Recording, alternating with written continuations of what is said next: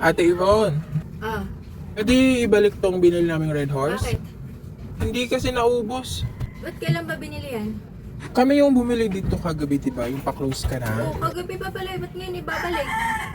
Kasi nag-uwian na yung mga tropa. Ay, sabi ni Bogs, ibalik na lang. Hindi naman siya bumili Sino binilhan? Ikaw, di ba kami yung nandito kasama si Jet? Si Bogs lang nagsabi na ibalik. Yung binili ni isang case yun eh. Oo nga, hindi naubos. Oo May nga, natirang isa. Kaya nga, kung pwede ibalik na lang tong isa. Hindi pwede ibalik. Isang case yan binili, tsaka malamig yan na binili kagabi. Tsaka hindi na pwede yan, nakapag-inventory na kami.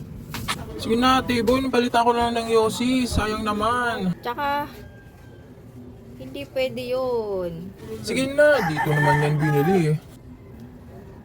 Kahit na, isang case to binili kagabi pa to eh. Di sana, binalik na lang kagabi or 5 bote na lang yung binili. Hindi yung kailan umaga na saka nyo ibabalik.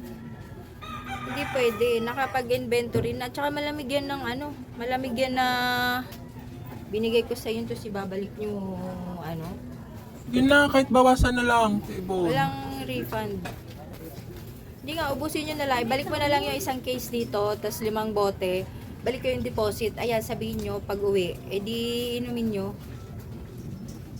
Hindi pwede yung ganun. Ano yun? Basta na lang pwede bibili, tapos ibabalik pag hindi naubos. Sige nga, bumili ka nga dun sa Mercury o sa supermarket, tapos ibalik mo kinabukasan. Eh, hindi naman dito supermarket eh.